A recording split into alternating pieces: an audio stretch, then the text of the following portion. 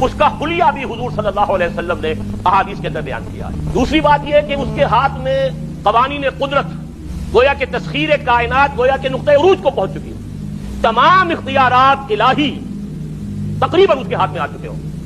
جو بڑے سے بڑے معجزے اللہ تعالیٰ نے نبیوں کو دیے ہیں وہ معجزے کر کے دکھائے گا، وہ مردہ کو زندہ کرے گا، مردہ لوگوں کی افواہوں کو لے کر آئے گا، ان کی روحوں کو، اگرچہ جھوٹی روحیں ہوں گی، وہ شیاطین جن ہوں گے جو ان کا بھیس بدل کر آئیں گے، لیکن یہ کہ وہ لوگوں سے کلام کریں گی۔ یہ اسپرچولیزم جو اپنی انتہا کو پہنچا ہوا ہے یورپ میں اور مغرب میں، یہ در حقیقت اسی کا ایک مظہر ہے۔ وہ کھلے بیابان کو کہے گا جہاں بالکل ٹکیل جو ہے وہ صحرا تھا، وہ لوگ گلزار کر دے گا جب چاہے گا، جہاں چاہے گا بارش برسائے گا۔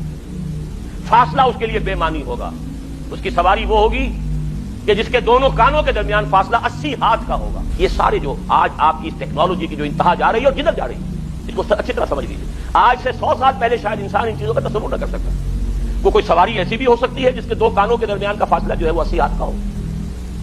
آپ کے یہ سارے جیٹس جو ہیں وہ کیا ہیں؟ ان کے رڈارز جو لگے ہوئے ہیں، دونوں کان ہیں ان کے۔ اس کا ایک قدم اگر مدینے ہوگا تو دوسرا بیت المقدس میں ہوگا۔ اس کی آواز پوری دنیا میں سنی جائے گی۔ سنی جا رہی ہے کہ نہیں؟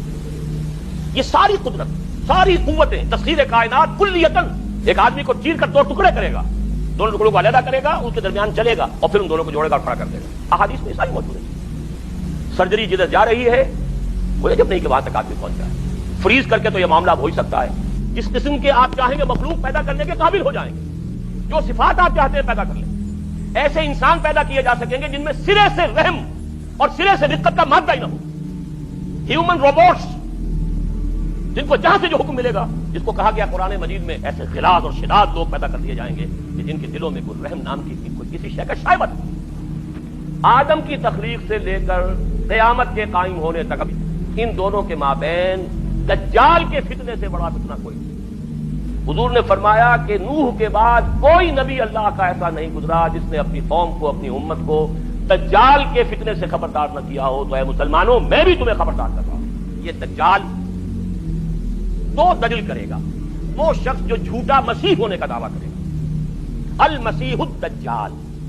جیسے حضور نے فرمایا میری امت میں 30 دجال اٹھیں گے جو نبی کا دعویٰ کریں گے، اور پھر ایک وقت ہوگا کہ جب کہ ایک شخص کھڑا ہو جائے گا یہود میں سے مسیح ہونے کا دعویٰ کر کے، میں مسیح ہوں اور میں اب قائم کروں گا گریٹر اسرائیل۔ وہ مسیح الدجال ہوگا اور اس کو قتل کرنے کے لیے اصل مسیح عیسیٰ ابن مریم نازل ہوں گے علیہ الصلوۃ والسلام۔